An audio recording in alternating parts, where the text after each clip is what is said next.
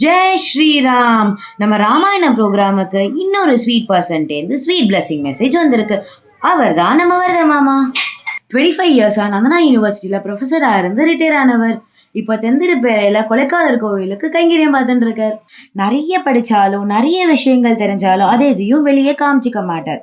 எல்லாரையும் ரொம்ப நன்னா என்கரேஜ் பண்ணுவார். பிரச்சாரம் கோசேவா இதை பத்திலாம் டீட்டெயில்டா விசாரிச்ச அவர் இதெல்லாம் மந்த்லி டோனர் கொடுக்குற டொனேஷன்ல நடக்கிறதுன்னு தெரிஞ்சு தானும் உடனே மந்த்லி டோனரா ஜாயின் பண்ணிட்டார். வரதன் மாமாவோட ஸ்வீட் பிளஸிங் மெசேஜை பார்ப்போமா? திரு வீரராகவன் சுவாமி அவர்களை பற்றி மோனிகா ஆழ்வான் அவர்கள் கூறியிருக்கிறார். ராமராஜ்யம் வர வேண்டும் என்றால் சிறார்கள் மனத்தில் பதிந்தால்தான் இன்னும் 20 ஆண்டுகள் கழித்து அந்த ராமராஜ்யம் நமக்கு கிடைக்கும். அதற்கு அடித்தளமாக அவர் செய்து கொண்டிருக்கிறார். இது பல்வேறு வகைகளில் சிறார்களை ஈர்க்கிறார். கதைகளை சொல்லிக் கொடுக்கிறார், அப்புறம் டிராயிங் போட சொல்கிறார், கலரிங் கொடுக்க சொல்கிறார். ஸோ உதாரணத்துக்கு இப்போ தென்கிரிப்பரை எடுத்துக்கொண்டால் மோனிகா ஆழ்வானுக்கு ஒரு வாரத்தில் அவர் தயாரித்து விட்டார். ஒரு 6 குழந்தைகளை வைத்து மிக அழகாக அந்த குழந்தைகளுக்கு ராமாயணத்தை பற்றி சொல்லி ராமனாகவும் சீதையாகவும் லக்ஷ்மணராகவும் ஆஞ்சநேயராகவும் இப்படி பல வேடங்களில் இந்த குழந்தைகள் வந்திருந்தார். அடுத்தது பசு பராமரிக்க பராமரிக்க வேண்டியது மனிதர்களாக பிறந்த நமது கடமை. ஸோ நம்மை விட ஒருபடி மேலே போய் அவர் ட்ரஸ்ட் அமைத்து அந்த ட்ரஸ்ட் மூலம் அந்த பசுக்களை பராமரிக்க அது ஒரு பெரிய செயல், புண்ணிய கைங்கரியம். அது சாதாரண காரியம் அல்ல. சிறுதுளி பலவல்லம். ஸோ ஒவ்வொருத்தரும் சிறு சிறு துளியாக கொடுத்தால் கூட பல பசுக்களை பராமரிப்பதற்கு உதவும். மேலும் மேலும் இந்த கைங்கரியம் வளர வேண்டும்.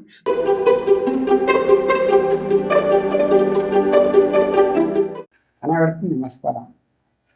திரு வீரராகவன் சுவாமி அவர்களை பற்றி மோனிகா ஆழ்வான் அவர்கள் கூறியிருக்கிறார்கள். மோனிகா ஆழ்வான் என்னுடைய தாய்மாமனுடைய பேத்தி தான். அதனால் எனக்கு அவர் சொல்லி ஒரு நம்பிக்கை ஏற்பட்டது. அவர் குறிப்பாக அவர் செய்வது விசுவாசங்களை பாமர மக்களிடையே பார்ப்பது. இதிகாசங்கள் பற்றி இப்போ அதிகம் தெரிவதில்லை. ஒரு பக்கம் உபன்யாசம் எல்லாம் நடக்கிறது. ஆனால் உபன்யாசம் கேட்பவர்கள் எல்லாம் ஒரு குறிப்பிட்ட இடத்திற்கு தட்டுகளில் உள்ளவர்களான் கேட்கிறார்கள். ஸோ இப்போ அந்த அதே இதிகாச கதைகளை, அந்த இதிகாச நாயகர்களை, அவர்களுடைய செயல்களை எல்லாம் இளம் சிறார்களுடைய மனத்தில் பதிய வைக்க வேண்டும். அந்த அதை அவர் தான் செம்மையாக செய்கிறார். அதற்கு அவர் பல ஆசிரியர்களை அமைக்கிறார். ஒவ்வொரு ஆசிரியருக்கும் ஒரு குழு, ஒவ்வொரு ஆசிரியையும் சிறு சிறு குழுக்களாக பிரிந்து பலதரப்பட்ட மாணவர்களோடு சேர்ந்து இந்த இளஞ்சிறார்களுக்கு இராமாயண கதைகளை எல்லாம் கூறி இராமாயண கதாபாத்திரங்களை மனதில் பதிய வைத்தார்கள். ராமராஜ்யம் வர வேண்டும் என்றால் சிறார்கள் மனத்தில் பதிந்தால்தான் இன்னும் 20 ஆண்டுகள் கழித்து அந்த ராமராஜ்யம் நமக்கு கிடைக்கும். அதற்கு அடித்தளமாக அவர் செய்து கொண்டிருக்கிறார்.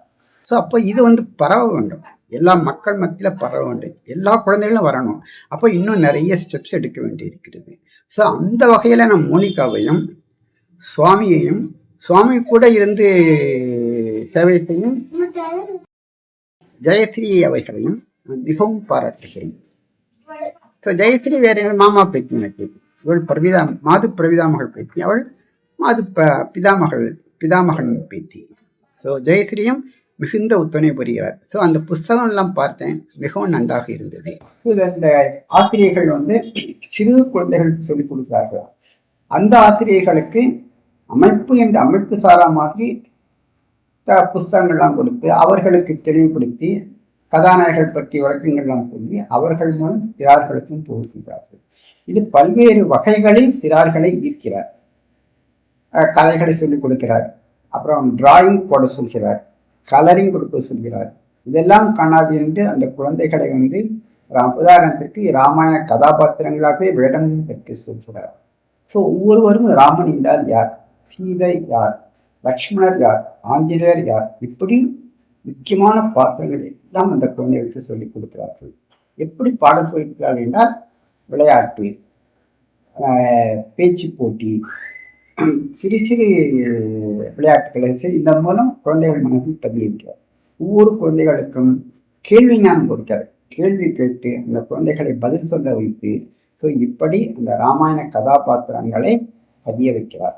ஸோ ஒவ்வொரு குழந்தையும் தெரிகிறது ராமன் என்றால் யார், அவன் ஒரு தர்மத்தில் சிறந்தவன். தந்தை சொல் மிக்க மந்திரங்கள் என்ற கோட்பாட்டை கொடுக்கும். தாய் சொல்லுக்கு மீறமாட்டார். இப்படி பல சிறப்பான குணங்களை கொண்டு வர்றாங்க. ஸோ அந்த குணங்களை சிறுவர்கள் மனத்தில், இளஞ்சிறார்கள் மனத்தில் பதிய வைக்கிறார். ஸோ உதாரணத்துக்கு இப்ப தென்கிரிப்பரை எடுத்துக்கொண்டால் மோனிகா ஆழ்வானுக்கு ஒரு வாரத்தில் அவர் தயாரித்து விட்டார். ஒரு 6 குழந்தைகளை வைத்து மிக அழகாக அந்த குழந்தைகளுக்கு ராமாயணத்தை பற்றி சொல்லி, ராமனுடைய கதாபாத்திரங்களை சொல்லி, குகன் யாரு, பரதன் யார் இப்படி சொல்லி அந்த கதாபாத்திரங்களை மேடையிலும் வீட்டி அழகாக இந்த ட்ரெஸ் பண்ணி ஆடை அலங்காரங்கள் பண்ணி கொண்டு ராமனாகவும் சீதையாகவும் லக்ஷ்மணராகவும் ஆஞ்சநேயராகவும் இப்படி பல வேடங்களில் இந்த குழந்தைகள் வந்திருந்தார். அந்த குழந்தைகளுக்கு இவ்வளவும் செய்வதற்கு அந்த பெற்றோர்கள் மிகுந்த ஆர்வத்தோடு அன்றைய தினம் கூடியிருந்து செய்தார்கள். ஸோ இந்த அமைப்பு நம் ஊர் குழந்தைகளுடன் இல்லாமல் இன்னும் பல மற்ற எல்லா குழந்தைகளிடமும் செல்ல வேண்டும். அதற்கு நாமும் உதவி செய்ய வேண்டும், உறுதுணையாக இருக்க வேண்டும். அடுத்தது பசு பராமரித்தல். அது சாதாரண காரியம் இல்லை. தாய் தான் ஈண்டெடுத்த குழந்தைக்கு பால் கொடுப்பாள்.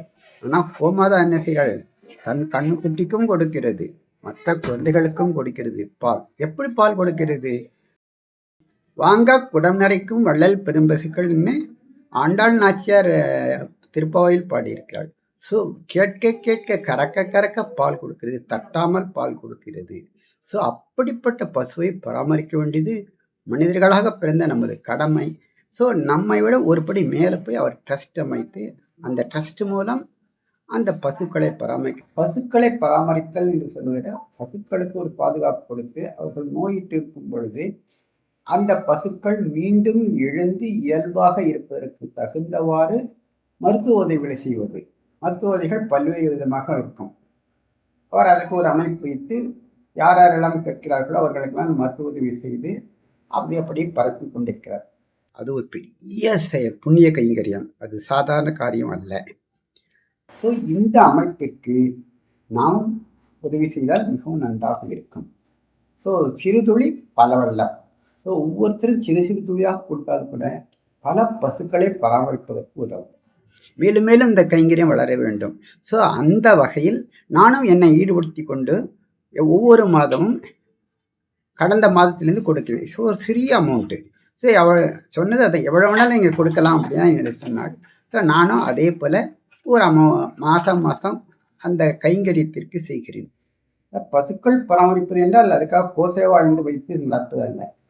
ஸோ உங்கள் வீட்டிலேயே பசு இருக்கும், ஆனால் அதற்கு மருத்துவ உதவி அவர் மூலம் கிடைக்கும். இதுதான் அதுக்கு சிம்பிளாக சொல்லப்பாங்க. ஸோ இந்த முயற்சியில் சுவாமிகள் அவர்களும் அவரோடு இணைந்து செயல்படுகிற ஜெயஸ்ரீ அவர்களுடைய முயற்சியும் சிறப்பாக ஈடுபட வேண்டும் என்று நான் எம்பெருமான் திருவடியை பிரார்த்திக்கிறேன். நமஸ்காரம்.